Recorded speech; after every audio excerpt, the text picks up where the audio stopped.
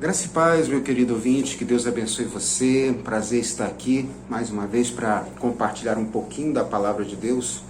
E você que está já se tornando um companheiro assíduo do canal, vai chegando e vai dando aquele like. E se ainda não é inscrito, inscreva-se, por favor, para que a gente possa saber se o nosso conteúdo está sendo bem recebido por você, se tem abençoado a tua casa, a tua família, você, porque esse canal existe só para isso. É um prazer compartilhar, dar de graça a palavra de Deus, daquilo que a gente modestamente tem recebido do Senhor. E eu quero nessa noite compartilhar com você a palavra do Senhor, ali em Colossenses capítulo 1, versículo 13, que diz assim: Ele nos transportou do império das trevas e nos transportou para o reino do Filho amado. Queridos, esse texto, quando ele é lido de maneira atabalhoada, rapidamente, você deixa passar um dos principais pilares da fé cristã. E deixar passar pilares é algo extremamente difícil.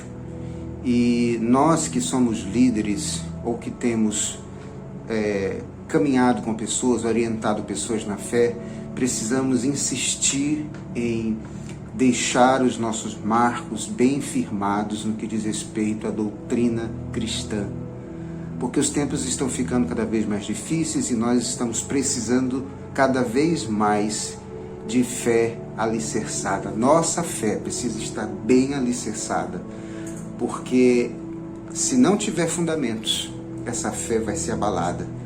E tem muita gente já deixando a fé, desviando-se dos caminhos do Senhor, porque a sua vida não tem nenhuma base, nenhum tipo de fundamento. E aí, qualquer sopro de doutrina, qualquer palavra que vem temperada com o ensino de Satanás, pela boca dos nossos amigos de faculdade, de escola, de trabalho, ou mesmo alguma dificuldade da vida, alguma coisa que aconteceu e que você queria que acontecesse de um jeito e que não aconteceu, e você pensou então que Deus estava errado, que Deus devia ter feito assim, assado. Enfim, quando pensa que não, já está afastado dos caminhos do Senhor, e aí começa a botar culpa na igreja, em Deus, na família, no líder, em todo mundo, né? Menos reconhecer que a fé que ela tinha em Cristo Jesus não estava bem fundamentada. E o fundamento que está nesse texto é algo tremendo para as nossas vidas. A Bíblia diz que o Senhor nos transportou. Há traduções que dizem que Ele nos tirou, Ele nos arrancou. E império também pode ser traduzido como potestade, como dominação do mal. E quando a tradução vem para o português, eu acredito que tenha sido muito feliz, porque a ideia realmente é de império. Muito embora tenhamos impérios constitucionais, como foi no exemplo aqui o Brasil, né? O Brasil foi o império cujo imperador ele reinava, ou ele imperava com uma constituição. Então ele não tinha só direitos, ele tinha deveres, como o povo também tinha. Mas a maior parte dos impérios que se tem notícia, principalmente na antiguidade, é que o império era absolutista. O imperador ele mandava tudo, ele podia tudo.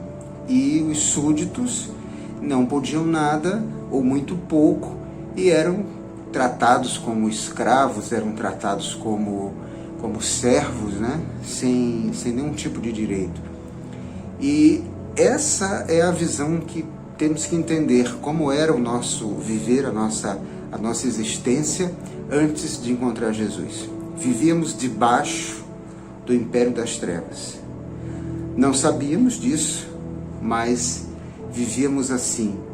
E como diz a Bíblia também lá em João, que o escravo, ele não fica para sempre na casa do seu senhor, ele não tem direito de escolha, ele não tem direito de ir para a direita ou para a esquerda, ele faz aquilo que o seu senhor manda, que o imperador manda. E era assim a nossa vida debaixo do jugo de Satanás. E o Senhor Jesus nos disse que se nós fôssemos até Ele, se nós fôssemos até o reino dele, nós teríamos um fardo leve, um jugo suave e exatamente o oposto do que era o império das trevas. E é aí que eu quero chegar. Ele diz que nos transportaria para o reino do Filho amado, né? Diz o Senhor. E nesse reino nós temos direitos, nesse reino nós temos bênção, neste reino nós temos promessa, neste reino nós temos a nossa vida transformada totalmente. Primeiro, nós saímos do posto de escravo do diabo para servo de Cristo. Muito embora em outros contextos possamos ser comparados como escravos do reino, escravos de Jesus, mas é no sentido de amar tanto ao Senhor que nos jogamos nesse amor a ponto de nos tornar escravos por livre e espontânea vontade. Mas evidentemente que você tem todo o direito de ir para a direita ou para a esquerda, porque o Senhor nos dá essa liberdade. Eu não estou dizendo que você pode fazer tudo aquilo que quer, temos que obedecer o Senhor.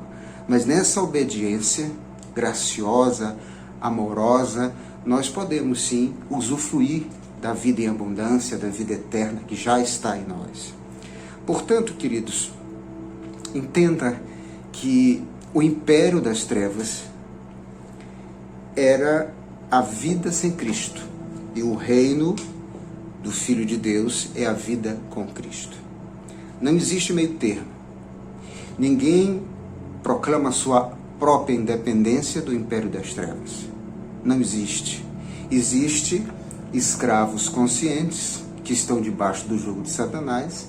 Existe escravos que não querem saber que são escravos, realmente não conhecem que são escravos e tentam viver uma vida como se não estivessem do lado de Satanás nem do lado de Deus. E existem as pessoas que estão conscientemente dizendo sim para Jesus e permitindo que o Senhor faça algo extraordinário, que vai dar a você um entendimento desse versículo que acabamos de ler lá em Colossenses. A Bíblia diz que o Senhor nos libertou do império das trevas. Ele nos libertou no momento certo, no momento exato, não nos libertou antes, não porque não podia ou que não tinha poder, mas porque era necessário que houvesse um ajuste jurídico. No mundo espiritual, entenda isso, as coisas funcionam como que em ações jurídicas. O nosso Deus é o supremo juiz, mas não é como os juízes aqui da terra, não é como os juízes do Brasil, não. Pelo contrário, é um juízo bem estabelecido, bem correto, com uma norma universal.